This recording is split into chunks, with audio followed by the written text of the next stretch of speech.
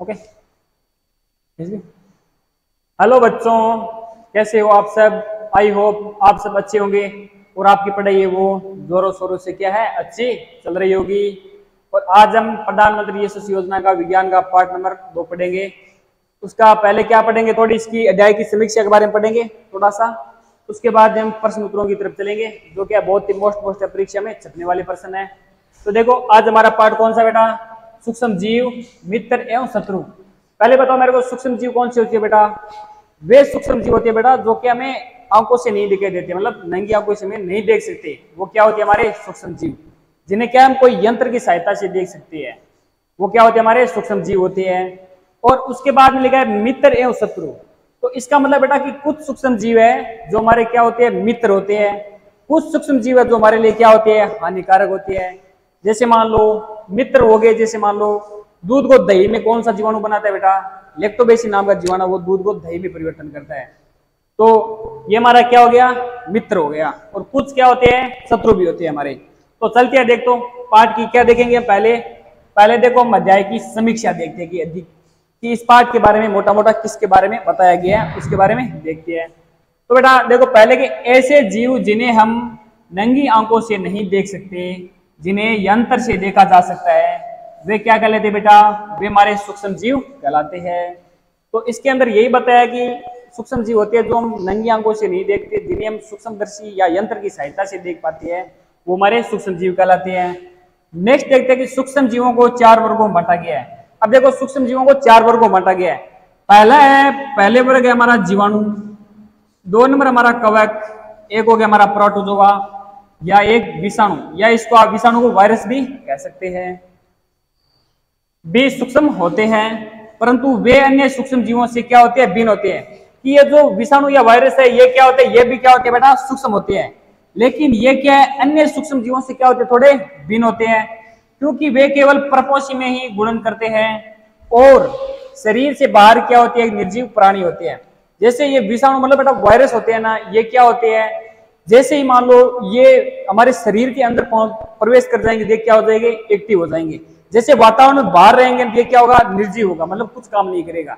जैसे ही ये मान लो किसी के शरीर के अंदर प्रवेश कर लेगा, अगर मान लो किसी ने हाथ नहीं धोए, खाना नहीं खाए, तो मान लो हाथों के अगर कई सूक्ष्म जीव चिपक गए, वायरस वाला अपने खाना खाया, वो आपके अंदर चला गया, तो ये क्या हो गया? अब सक्रिय हो गया आपके शरीर में जाने के बाद में। या मान लो ऐसा मान लो जैसे हमारा वायरस था कोरोना वायरस, ये क्या था?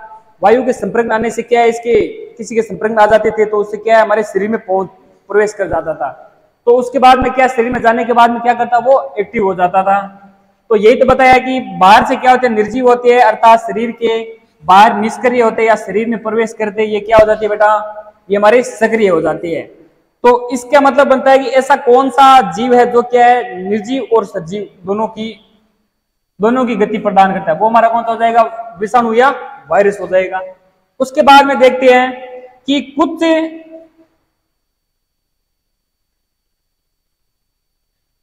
कुछ विषाणु जनित रोग, जैसे अब देखो विषाणु जनित रोग जैसे मान लो बेटा जुकाम हो गया, ये कौन कैसा रोग आपका? विषाणु जनित है। या इन्फ्लुएंजा हो गया, या आपका खांसी हो गई, या कोई एड्स हो गया, ये क्या सारे विषाणु जनित रोग है। अब देखो ये आपका पॉइंट आ गया कि वे सूक्ष्म जीव जो हमारे लिए लाभदायक होते हैं और जिनका उपयोग विभिन्न कार्यों में किया जाता है, तो वे क्या कहलाते हैं हमारे बेटा? मित्रवत सूक्ष्म जीव कहलाते हैं। और हमारे दही, ब्रेड और केक बनाने में किया जाता है, तथा प्राचीन काल से ही सूक्ष्म जीव का उपयोग है वो एल्कोहल में किया जाता है। इसका मतलब हुआ कि जैसे हमारे मित्र है वो सूक्ष्म जीव होती है जो हमारे लिए क्या होती है? लाभदायक होती है। तो इसके अंदर वही बताया जैसे प्राचीन काल में कुछ सूक्ष्म जीवों को क्या है? एल्कोहल बनाने में उपयोग किया जाता था, जो क्या था? हमारे लिए लाभदायक था। आगे चलते हैं कि कुछ सूक्ष्म जीव मर्दा की उर्वरकता में क्या करते हैं बेटा? वृद्धि करते हैं। तो वे हमारे सूक्ष्म जीव क्या मर्दा में क्या करेंगे? मिट्टी में उर्वरकता अगर बढ़ाएंगे तो वो हमारे लिए क्या हो जाएंगे? लाभदायक हो जाएंगे।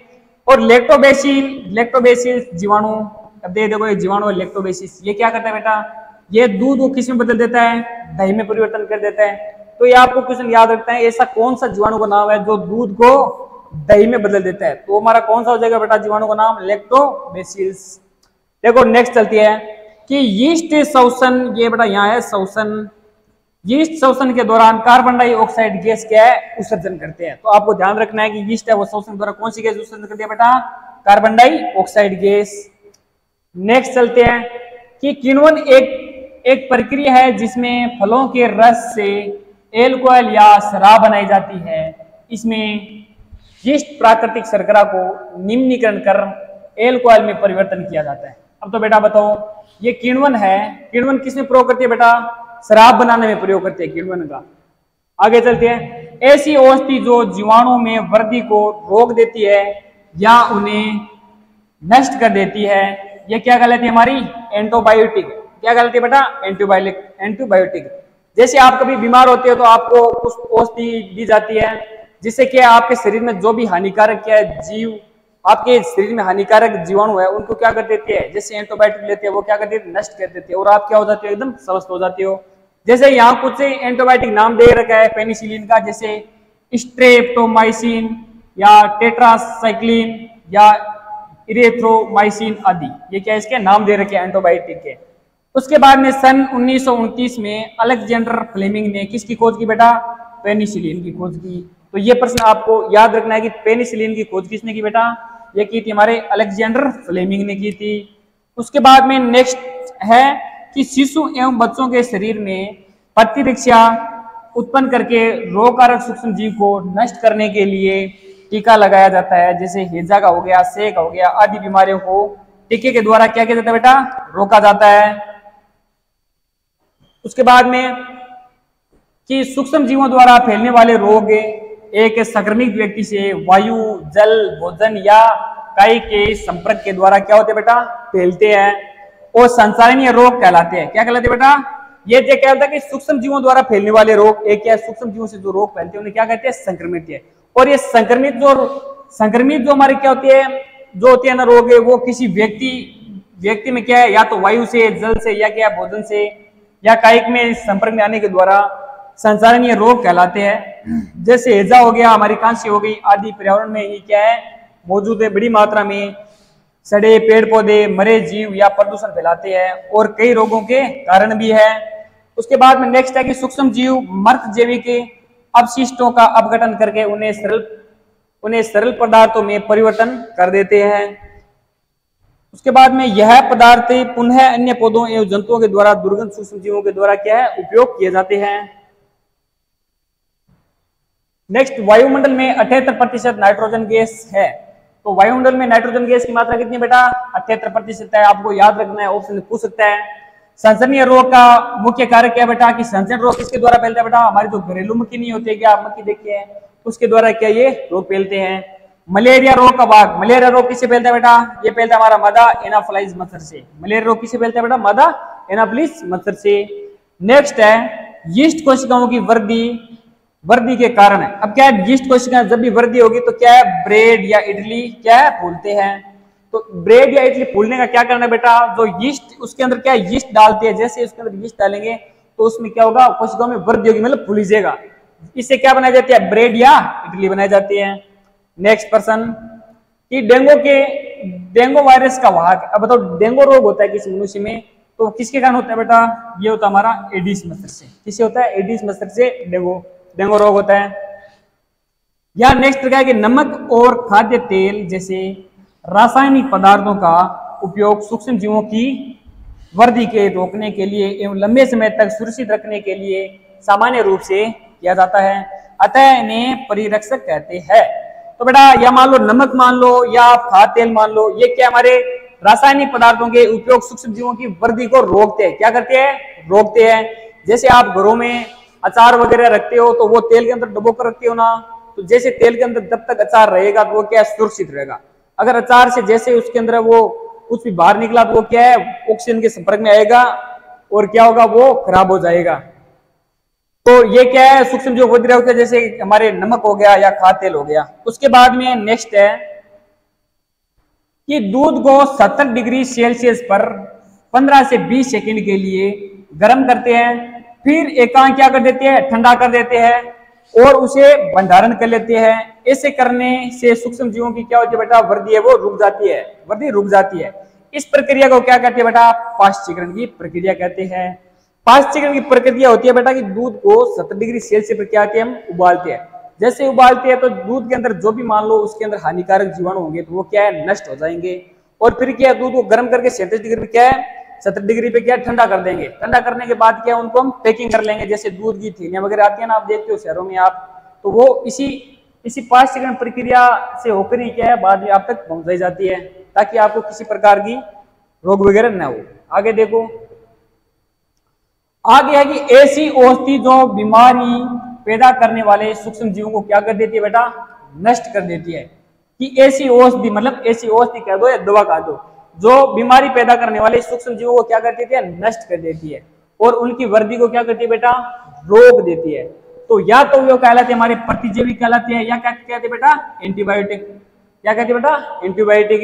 तो एंटीबायोटिक हम क्यों लेते हैं बेटा, एंटीबायोटिक इसीलिए तो लेते हैं हम कि हमारे शरीर में जो भी हानिकारक जीवाणु वगैरह है जो पनप रही है, जैसे हम एंटीबायोटिक लेंगे तो जो भी हमारे शरीर में हानिकारक जीवाणु है तो एंटीबायोटिक लेते ही वो क्या है नष्ट हो जाती है। उनकी वृद्धि को क्या कर देती है, नष्ट कर देती है, रोक देती है। प्रतिजैविक दवाइयां डॉक्टर की क्या है सलाह पर लेनी चाहिए और उनका कोर्स भी क्या करना चाहिए बेटा, आपको पूरा करना चाहिए। अन्यथा अगली बार आवश्यक पड़ने पर आप क्या प्रतिजैविक दवाइयां उतनी क्या है असरदार नहीं होगी। अगर मान लो आपके डॉक्टर ने आपको मान लो दवाई दी है, मान लो आपको 4 से क्या है 5 दिन की दवाई ली है, क्या आप बीमार पड़ गए। अब आपने क्या है 2 दिन दवाई ली और आप क्या है स्वस्थ हो गए, तो अब वो क्या आपके शरीर में जो भी मतलब जीवाणु पनप रहे हैं तो पूरी तरह से क्या नष्ट नहीं हुए, क्या नहीं हुए, नष्ट नहीं हुए। तो आप जब भी क्या दोबारा बीमार पड़ोगे तो वो जब एंटीबायोटिक लोगे आपके ऊपर दवा वो असर नहीं करेगी ज्यादा। तो इसीलिए डॉक्टर जो दवाएं देते हैं आपको पूरी करनी चाहिए दवा उनकी। देखो अब एक प्रश्न है आपके सामने कि निम्न में से कौन सा प्रतिजैविक है। प्रतिजैविक कह दो या आप कह दो बेटा इसको एंटीबायोटिक भी कह सकते हो, एंटीबायोटिक। तो इनमें से आपको बताना है निम्न में से कौन सा प्रतिजैविक कह दो या एंटीबायोटिक है। तो सोडियम बाइकार्बोनेट क्या एंटीबायोटिक है क्या? एंटीबायोटिक क्या होती है, ऐसी औषधि होती है जो सूक्ष्म जीवों को क्या करती है, नष्ट कर देती है बेटा। तो सोडियम बाइकार्बोनेट है क्या, या स्ट्रेप्टोमाइसिन है, एल्कोहल है, यीस्ट है। तो एल्कोहल भी नहीं होगा, ये भी नहीं होगा, ये भी नहीं होगा। इसके अंदर हमारा कौन सा सी हो जाएगा बेटा, स्ट्रेप्टोमाइसिन। ये मैंने आपको बताया है अध्याय की समीक्षा कर रहे थे तो बीच में। तो ये देखो हमारे एक तो हमारी जो दवा होती है जैसे मान लो एक तो ये हो गई हमारे स्ट्रेप्टोमाइसिन और एक हमारी औषधि हो गई टेट्रासाइक्लिन और एक होगी बेटा हमारी एरिथ्रोमाइसिन हो गई। ये क्या है, सामान्य रूप से उपयोग की जाने वाली प्रतिजैविक है। क्या है, सामान्य रूप से उपयोग की जाने वाली प्रतिजैविक है जिन्हें कवक और जीवाणु से क्या किया जाता है बेटा, उत्पादित किया जाता है। तो इसमें से आपको बेटा ये तीनों है वो ऑप्शन में याद कर लेनी है आपको। अब मान लो स्ट्रेप्टोमाइसिन न दे आपको, ये दे दे या ये दे दे, ये तीनों आपको याद कर लेनी है। चलते हैं हमारे नेक्स्ट क्वेश्चन की तरफ। नेक्स्ट क्वेश्चन पूछा है कि बेटा मलेरिया परजीवी है, इसका वाहक कौन है। मतलब मलेरिया रोग है वो किस वजह से होता है। तो बेटा मलेरिया रोग क्या आपको मादा एनीफ्लाइज मच्छर से होता है, या कॉकरोच के काटने से होता है, घरेलू मच्छर से होता है, या आपको तितली से होता है। तो साफ सी बात आपको दिख रहा होगा, इसका राइट आंसर हो जाएगा आपका मादा एनाफ्लाइज मच्छर है, इसकी वजह से क्या होता है हमें मलेरिया रोग होता है। तो ये आप देख रहे हैं, ये मच्छर की आप फोटो देख रहे होंगे, ये क्या है, मलेरिया इसी से फैलती है, इसका नाम है मादा एनाफ्लाइज मच्छर। अब देखो बेटा ये आपकी मैं थोड़ी जानकारी के लिए लेके आया हूँ कि मलेरिया रोग से आपको नहीं आएंगे, लेकिन मैं आपकी जानकारी के लिए लेके आया हूँ ये देखो आप ये WHO का आंकड़े है, WHO के वर्ल्ड हेल्थ ऑर्गेनाइजेशन वहां से है, और ये दैनिक भास्कर की न्यूज है कि बता रखा है कि मलेरिया से हर साल बेटा मलेरिया से 4 लाख से ज्यादा मौतें होती है। 4 लाख से ज्यादा लोग मलेरिया से मर जाते हैं हमारे देश में। उसके बाद में देखो 54% है वो अफ्रीकी देशों में है, मतलब 54% मौतें हैं वो कहाँ होती है बेटा, अफ्रीका देश में होती है। और 30% कम होंगे वैक्सीन से गंभीर मामले, अगर क्या वैक्सीन लगा देते हैं उनसे क्या 30% ही कम होंगे। उसके बाद में ये क्या बेटा, ये वर्ल्ड का है, WHO ने दिया है ये पूरे कि मलेरिया से हर साल 4.9 लाख क्या मौतें हो जाती है। तो ये तो है बेटा हमारे विश्व की स्थिति। अब देखते हैं भारत में इसे कितनी मौतें होती है। तो भारत में मलेरिया की स्थिति क्या है कि भारत में बेटा देखो 3,38,000 मान लो मौतें केस है, वो देखो मैं 2019 में थे, उसमें क्या है कि 77 मौतें हुई। और 5 साल से 5 साल तक के बच्चों को सबसे ज्यादा खतरा रहता है। तो बेटा मलेरिया है ना, मलेरिया मान लो 1 साल से 5 साल तक बच्चों है ना, उसमें क्या है ज्यादा खतरा रहता है। अगर हम 5, 6, 7, 8 उससे ज्यादा बड़े हो जाते हैं बच्चे तो उसको कोई खतरा नहीं रहता है। तो छोटे बच्चे होते हैं ना, छोटे बच्चों को अगर ये मादा एनाफ्लाइज मच्छर काट देता है तो उनको बहुत ज्यादा इस मलेरिया से क्या है खतरा रहता है। तो वक्त रहते हुए डॉक्टर से क्या हमें परामर्श ले लेनी चाहिए। नेक्स्ट पर्सन, नेक्स्ट है बेटा हमारा संसर्गजन्य रोगों का सबसे मुख्य कारक क्या है कि संसर्गजन्य रोग है वो किससे फैलते हैं? चींटी से फैलते हैं क्या, या घरेलू मक्खी से फैलती है, या ड्रैगन मक्खी से फैलती है, या मकड़ी से फैलती है? मकड़ी से क्या फैलेगा, मकड़ी तो जाले में रहती है। ड्रैगन से नहीं होगा। चिंटी क्या होगा, चिंटी से नहीं होगा, ये होगा हमारा घरेलू मक्खी से क्या है संसर्गजन्य रोग है वो फैलते हैं। अब देखो ये क्या है, एक बीच में मक्खी दे रखी है। तो संसर्गजन्य रोगों से देखो बेटा कैसे संसर्गजन्य रोगों से बचने के उपाय क्या क्या है। उपाय देखो, या तो मान लो पूरी आस्तीन का कपड़ा पहने, ये जो कपड़ा है मान लो ये क्या है आस्तीन का पहनना चाहिए, क्योंकि घरेलू मक्खी है वो क्या करती है, आपको पता है कि घरेलू ये जो हमारी घरों में मक्खी होती है वो कहाँ बैठ जाती है, जो मान लो कहीं मान लो बाहर अपशिष्ट कचरा है वहां पे बैठती है, वहां पे बैठ के मान लो आपके क्या है शरीर में बैठ गई, तो ये उसने गंदगी तो छोड़ दी ना यहाँ पे, तो क्या है पूर्ण आस्तीन का कपड़ा पहनना चाहिए। उसके बाद में गमलों में पानी जमा न होने दे, क्योंकि गमलों में पानी भी नहीं जमा देना चाहिए। हमेशा मच्छरदानी का प्रयोग करना चाहिए, या कपड़े टूटे फटे क्या कि कपड़े टूटे फटे सामानों में पानी न होने दे, या पानी की टंकी क्या हमेशा ढक रखनी चाहिए। अनावश्यक दवाओं का क्या नहीं करना चाहिए, सेवन नहीं करना चाहिए। तो संचरण रोग का सबसे मुख्य कारण क्या बेटा, ये घरेलू मक्खी है। तो अब क्या बताया कि ये देखो संचरण रोग के ये सारे देखो पोलियो हो गया, चेचक हो गया, जुकाम, हिजा, malaria, typhoid, diarrhoea, dengue, corona, plague, ये क्या सारे संसर्गजन्य रोग है बेटा। चलते हैं नेक्स्ट पर्सन की तरफ हमारे। हाँ नेक्स्ट पर्सन बेटा बहुत शानदार है कि ब्रेड अथवा इडली फूल जाती है। तो जो ब्रेड बनाती है, ब्रेड या इडली है वो क्या है जैसे फूल जाती है। जैसे यहाँ देखो, यहाँ रोटी दिखी है ना, रोटी ये देखो रोटी, तो ये किस कारण फूली है? तो बताओ उष्णता के कारण है, या पीसना के कारण है, या यीस्ट कोशिकाओं की वृद्धि के कारण, या मांडने के कारण? तो ये बेटा ब्रेड और इडली जो फूलती है ना, इसका मुख्य कारण है कि यीस्ट कोशिका में क्या होती है बेटा, वृद्धि हो जाती है। उसकी वजह से जो ब्रेड है और इडली है वो क्या हो जाती है हमारी, फूल जाती है। और देखो ये रोटी है, जैसे हमने घरों में जो हमने रोटी देखते हैं तो वो क्यों फूल जाती है बेटा, क्यों फूल जाती है? ये फूलने का कारण है, जैसे बेटा हम आटा होता है, आटे के अंदर क्या डालते हैं, पानी डालते हैं, तो पानी डालते हैं, आटा क्या हमारा गिल मतलब एकदम गिला हो जाता है। तो उसके अंदर क्या होता है कि उसके अंदर हम जैसे बनाते हैं उसके अंदर क्या कार्बन डाइऑक्साइड गैस है ना, वो उसके अंदर रह जाती है। अब क्या जैसे हम उसको गर्म करेंगे ना तो वो क्या कार्बन डाइऑक्साइड क्या बाहर निकलेगी, जैसे बाहर निकलेगी ये क्या है रोटी हमारी फूल जाती है। जैसे आपने देखोगे घर में क्या चपाती होती है, चपाती फूलती नहीं है क्या? तो इसका मतलब है कि उसके अंदर कार्बन डाइऑक्साइड गैस है वो निकलती है। जैसे कार्बन डाइऑक्साइड गैस निकलती है तो क्या होता है बेटा, ये रोटी फूल जाती है। लेकिन ये क्या है इडली, ये ब्रेड और इडली में क्या है यीस्ट कोशिका में ज्यादा वृद्धि होती है, लेकिन हमारे घरों में जो फलके वगैरह बनाते हैं ना उसमें बहुत कम फूलती है रोटी। अब देखो नेक्स्ट प्रश्न देखते हैं कि चीनी को एल्कोहल में परिवर्तन करने का प्रक्रम क्या कहलाता है? तो बेटा बताओ कि चीनी को क्या बनाते हैं, एल्कोहल बनाते हैं, तो उसको उस परिवर्तन करने के प्रक्रम को क्या कहते हैं बेटा? नाइट्रोजन स्थिरीकरण कहते हैं, या मोल्डिंग कहते हैं, किण्वन कहते हैं, या संक्रमण कहते हैं? तो क्या कहते हैं बेटा, ये किण्वन कहते हैं। इसे क्या कहते हैं, किण्वन। तो चीनी से एल्कोहल में परिवर्तन करने के प्रक्रम को बेटा क्या कहते हैं, किण्वन कहते हैं। नेक्स्ट पर्सन की तरफ चलते हैं। नेक्स्ट पर्सन भी बहुत शानदार है कि मैंने बताया आपको दूध को दही में परिवर्तन करने वाला सूक्ष्म जीव कौन सा है? दूध होता है, दूध देते हैं, उसके अंदर घर वाले आपने देखा होगा जौन वगैरह डालते हैं उसके अंदर, तो दूध को दही में बदलने वाले सूक्ष्म जीव कौन सा बेटा? ये हो जाएगा, इसमें देखो ऑप्शन बता रहे 4, इसमें से हो जाएगा हमारा बेटा लैक्टोबैसिलस। लैक्टोबैसिलस जो हमारा सूक्ष्म जीव है उसकी वजह से ही दूध है वो दही में परिवर्तन होता है। नेक्स्ट पर्सन, हाँ ये बताओ बेटा कि डेंगू परजीवी किसका कारक है बेटा? डेंगू परजीवी, डेंगू किसे होता है बेटा? डेंगू होता है मादा एडिस मच्छर से। किसे होता है बेटा? मादा एडिस मच्छर से। क्या होता है, हमें ये देख रहे हैं आप मादा एडिस मच्छर की फोटो, तो डेंगू परजीवी मादा एडिस मच्छर का होता है। और यहाँ दे रखा है मादा एनाफ्लाइज मच्छर। मादा एनाफ्लाइज मच्छर से कौन सा रोग होता है बेटा? मलेरिया। कौन सा होता है? मलेरिया, जो मैंने अभी बताया आपको। और घरेलू मक्खी से कौन सी होता है बेटा? इससे संसर्गजन्य रोग होते हैं। अब कॉकरोच है, कॉकरोच से कुछ होता है क्या? कॉकरोच से तो डरते बहुत हो।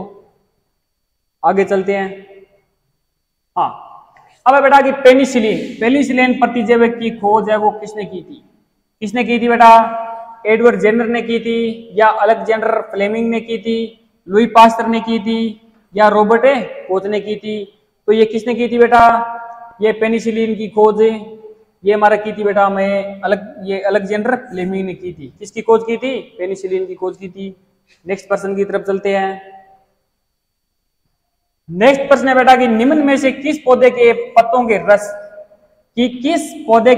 का रस का उपयोग मलेरिया और डेंगू के उपचार में किया जाता है? तो जब भी आपको कोई मलेरिया या डेंगू हो जाता है तो आप उपचार के लिए गिलोय का उपयोग करते हो, या सिनकोना का करते हो, या गर्द कुमारी का, या सहजन का? तो इसका राइट आंसर हो जाएगा बेटा हमारा गिलोय। गिलोय का उपयोग है वो क्या करते हैं बेटा? मलेरिया और डेंगू के उपचार के लिए करते हैं। तो ये देख सकते हो आप गिलोय कैसी होती है, देखो आप ये देख चित्र में देख सकते हो। जो आप घरों में बेल वगैरह लगाते हो ना, जो घर के आगे मतलब बहुत ही अच्छी लगती है, शानदार लगती है, वो क्या होती है? गिलोय होती है। चलते हैं नेक्स्ट पर्सन की तरफ। हाँ, नेक्स्ट प्रश्न है बेटा कि पैकेटों थैलियों में आने वाले दूध को खराब होने से बचाने के लिए किया जाता है। तो क्या किया जाता है बेटा? पैकेटों और थैलियों में आने वाले दूध को खराब होने से बचाने के लिए क्या करते हैं बेटा? उसका पाश्चीकरण करते हैं। क्या करती है बेटा? पाश्चीकरण। पाश्चीकरण में क्या होता है? ये देख सकते हो आप, कोई मशीन लगाई हुई है। इस दूध को क्या करते हैं? 70 सेंटीग्रेड पे क्या करते हैं बेटा? थोड़ा गर्म करते हैं। गर्म करने के बाद में क्या करते हैं? हम उसको ठंडा कर देते हैं। ठंडा करने के बाद क्या करते हैं? हम उसको थैलियों या पैकेटों में क्या है? डाल देते हैं, जिससे क्या है? दूध हमारा खराब नहीं हो। अगर ऐसे नहीं करें तो दूध क्या है? वो थैलियों में ही क्या हमारा हट जाता है। नेक्स्ट प्रश्न बेटा कि ब्रेड को बनाने की प्रक्रिया के दौरान कौन सी गैस है वो उत्पन्न होती है? कि ब्रेड बनाते हैं तो कौन सी गैस उसमें से निकलती है बेटा? कि ऑक्सीजन, नाइट्रोजन, कार्बन डाइऑक्साइड या सल्फर? तो कौन सी गैस निकलती है बेटा? ये कार्बन डाइऑक्साइड गैस है वो निकलती है, जिससे क्या ब्रेड है वो फूलती है। या मान लो आप घर में चपाती फलके वगैरह बनाते हो तो उसमें भी फूलती है ना, उसका मतलब उसके अंदर भी क्या है? कार्बन डाइऑक्साइड गैस है वो निकल रही है, जिसकी वजह से क्या ये फूलती है। नेक्स्ट प्रश्न। हाँ, नेक्स्ट प्रश्न है बेटा कि किण्वन की खोज है वो किसने की थी? इधर देखो ये दिख रही है आपको महान शख्स जिन्होंने क्या की थी बेटा? किण्वन की खोज की थी। तो लुई पास्टर ने की थी, एडवर्ड जेनर ने की थी, या एडवर्ड फ्लेमिंग ने की थी, या रॉबर्ट हुक ने की थी? तो किण्वन की खोज किसने की थी बेटा? लुई पास्टर ने की थी बेटा। किसने की थी? लुई पास्टर ने। इससे ये याद रखते हो, देखो ये छोटा आ रहा है, यहाँ पे भी क्या है? सह छोटा आ रहा है, इससे आप रिलेटेड करते हो लुई पास्टर ने की थी। आगे चलते हैं नेक्स्ट क्वेश्चन की तरफ। हाँ, ये बताओ बेटा सर्वप्रथम चेचक के टीके की खोज किसने की थी? सर्वप्रथम चेचक के टीके की खोज है वो किसने की थी? लुई पास्टर ने की थी, या एडवर्ड जेनर ने की थी, या अलेक्जेंडर फ्लेमिंग ने की थी, या रॉबर्ट हुक ने की थी? किसने की थी बेटा? ये की थी बेटा एडवर्ड जेनर ने। वो क्या की थी बेटा? चेचक टीके की खोज की थी। या आप एडवर्ड जेनर की इधर फोटो देख सकते हो। उसके बाद में रॉबर्ट हुक ने क्या किया था बेटा? इन्होंने क्या की थी? कोशिका की खोज की थी। क्या की थी? कोशिका की खोज की थी। कब की थी? 1665 में की थी। चलते हैं नेक्स्ट प्रश्न की तरफ। हाँ, ये प्रश्न भी बहुत शानदार है कि सूक्ष्म जीव क्या है? सूक्ष्म जीव क्या बेटा? कि जिन्हें हम यंत्र की सहायता से नहीं देख सकते। तो सूक्ष्म जीव क्या? उनको यंत्र की सहायता से नहीं देख सकते, क्या हम उन्हें देख सकते हैं? तो ये ऑप्शन भी हमारा गलत हो जाएगा। जिन्हें हम आंखों से देख सकते हैं क्या? सूक्ष्म जीवों को आंखों से देख सकते हैं क्या? हम नहीं देख सकते बेटा, ये भी हमारा ऑप्शन गलत हो जाएगा। उसके बाद में है कि जिन्हें हम आंखों से देख सकते हैं। अब क्या सूक्ष्म जीवों को क्या बेटा हम आंखों से देख सकते हैं क्या? सूक्ष्म जीव क्या है जिन्हें हम आंखों से देख सकते हैं क्या? ये हमारा क्या हो जाएगा? गलत हो जाएगा। कि ए और बी दोनों हैं। कि जीव जिन्हें हम यंत्र की सहायता से नहीं देख सकते हैं, या जिन्हें हम आंखों से देख सकते हैं, जिन्हें हम आंखों से देख सकते हैं। क्या इसके अंदर आंखों से देख सकते हैं, आंखों से नहीं देख सकते? या ये क्या बेटा इसके अंदर सही हो जाएगा हमारा, जिन्हें हम यंत्र की सहायता से नहीं देख सकते। हम यंत्र की सहायता से सूक्ष्म जीवों को क्या बेटा देख सकते हैं। तो इसके अंदर जिन्हें हम आंखों से नहीं देख सकते, ये क्या हमारा बी ऑप्शन क्या हमारा सही हो जाएगा। कि सूक्ष्म जीव को क्या बेटा यंत्र की सहायता से ही देखे जाते हैं, ये नंगी आंखों से हम नहीं देख सकते। नेक्स्ट प्रश्न चलते हैं। नेक्स्ट प्रश्न है बेटा सूक्ष्म जीव कितने प्रकार के होते हैं बेटा? मैंने शुरू में बताया सूक्ष्म जीव वो कितने प्रकार के होते हैं बेटा? 4 प्रकार के होते हैं। कौन कौन से होते हैं मैंने आपको बताया था? पहला हो गया जैसे आपका जीवाणु हो गया, कवक हो गया, और कौन सा हो गया, प्रोटोजोआ हो गया। एक कौन सा बताया था मैंने आपको, एक बताया था आपको विषाणु, विषाणु कह दो या इसको क्या कह दो आप, वायरस भी कह सकते हो। तो ये 4 प्रकार के क्या होते हैं, हमारे सूक्ष्म जीव होते हैं। नेक्स्ट प्रश्न देखते हैं। हाँ, ये भी बहुत शानदार क्वेश्चन है कि गाय में खुरपक्का और मुंह पक्का रोग होता है। तो बेटा गाय में खुरपक्का और मुंह पक्का रोग किसकी वजह से होता है बेटा, ये होता है बेटा जीवाणु की वजह से। किसकी वजह से होता है बेटा, जीवाणु की वजह से क्या होता है कि गाय में खुरपक्का और मुंह पक्का रोग होता है। आप देखो फोटो में देख सकते हो, देखो खुरपक्का रोग इस तरीके से होता है। इसके अंदर क्या है कि बहुत सारे इधर गड्ढे से हो जाते हैं, मतलब पशु के दर्द होता है यहाँ पे। तो ये क्या है हमारा खुरपक्का, और क्या है मुंह पक्का। ये देखो इसके अंदर गाय के मुंह में हो जाता है। तो ये होता है बेटा मुंह पक्का रोग होता है। इसके वजह से क्या होता है कि पशु के जो जीव होते हैं उसके अंदर बहुत सारे क्या होते हैं, छाले हो जाते हैं। जो तलवा होता है ना, तलवे के ऊपर क्या बहुत सारे छाले हो जाते हैं। इसकी वजह से क्या होता है, पशु चल पे वो जो खाता है ना वो भी खाना भी नहीं खा सकता है। और क्या होता है कि इसके अंदर पशु है वो बहुत ही मतलब दिक्कत होती है उसके। और ये खुरपका हो जाता है, इसकी वजह से क्या पशु है वो खड़ा नहीं रह सकता। क्या नहीं होता, खड़ा भी। तो उसके लिए बेटा पशुओं को क्या है, खुरपका और मुंह पका रोग से बचाने के लिए पशुओं को टिक्के समय समय पे क्या है, टीका लगाना चाहिए, जिसकी वजह से क्या है ये गायों को दर्द से बच सके। और क्या अगर ये मुंह पका रोग हो जाए बेटा, ये जुगाली भी नहीं कर सकती, जिसकी वजह से क्या होता है हमारे पशुओं में क्या दुधारू जो पशु होते हैं उसके अंदर क्या होती है कि दूध की क्या हो जाती है, कमी हो जाती है, मतलब दूध कम होता है। नेक्स्ट प्रश्न, किस सूक्ष्म जीव से सजीव और निर्जीव दोनों गुण पाए जाते हैं। तो बेटा ऐसा कौन सा जीव है जिसमें सजीव और निर्जीव दोनों प्रकार के क्या बेटा गुण पाए जाते हैं। तो कौन सा हो जाएगा हमारा विषाणु। कौन सा हो जाएगा विषाणु, या इसको कह सकते हो आप वायरस। जैसे आप इधर देख सकते हो विषाणु का, ये देखो उसको सूक्ष्म दृष्टि से देखेंगे तो वायरस हमें कैसा दिखाई देगा, इस तरीके से क्या दिखाई देगा। तो बेटा अब क्या है इसका मतलब क्या हुआ कि सूक्ष्म जीव में सजीव और निर्जीव दोनों गुण पाए जाते हैं। तो मैंने आपको शुरू में बताया था कि ये जीव क्या होती है, जब हमारे शरीर में नहीं पहुंचती है उससे पहले ये क्या होती है बेटा निर्जीव होती है, ये कुछ काम निष्क्रिय होती है। जैसे ही हमारे शरीर में ये वायरस प्रवेश कर गई, या मान लो ये क्या है, या तो मान लो आपके वात से प्रवेश कर जाते हैं, या आप हाथों को धुलाई नहीं करते हो तब आपके शरीर में क्या प्रवेश कर जाते हैं। तो इसके अंदर क्या है सजीव और निर्जीव दोनों प्रकार के वो गुण पाए जाते हैं। वो किसमें पाए जाते हैं बेटा, विषाणु या वायरस में पाए जाते हैं। नेक्स्ट प्रश्न है बेटा, नींबू केकर सूक्ष्म जीव से होता है कि नींबू केकर किस सूक्ष्म जीव से होता है बेटा, जीवाणु, कवक, शैवाल या विषाणु। तो ये बताया बेटा हमारा जीवाणु से होता है। तो बेटा देखो इसके अंदर किसी भी नींबू में अगर मान लो नींबू केकर में सूक्ष्म जीव देखो होगा रोग होना नींबू केकर, तो क्या होगा देखो बेटा आपको दिख रहे हैं कि ये दो नींबू देख रहे हैं आपको, तो इसके अंदर देखो पत्तों में क्या होता है ऐसे धब्बे से क्या है पड़ जाती है इसके अंदर। तो क्या होगा इसके अंदर देखो ये आपको फोटो में दिख रहे होगी कि नींबू है वो इस तरीके से क्या हो जाते हैं बेटा खराब हो जाते हैं। मतलब नींबू की पैदावार हो धीरे धीरे क्या है नींबू है वो ऐसा मान लो कि खराब हो जाती है पूरा का पूरा। तो इसके लिए क्या है दवा देनी चाहिए उसके अंदर। नेक्स्ट प्रश्न इतनी है बेटा, प्रश्न है जो मोस्ट प्रश्न है मैंने वो आपको क्या है करा दिया इस पीडीएफ के अंदर। तो जो भी तैयारी कर रहा है भाई बहन, जो भी आपके छोटे भाई बहन है वो तैयारी कर रही है, उन तक ये वीडियो पहुंचाई ताकि उनकी क्या तैयारी वो बेस्ट तरीके से हो सके। मिलती है बहुत ही जल्द नेक्स्ट वीडियो में। धन्यवाद।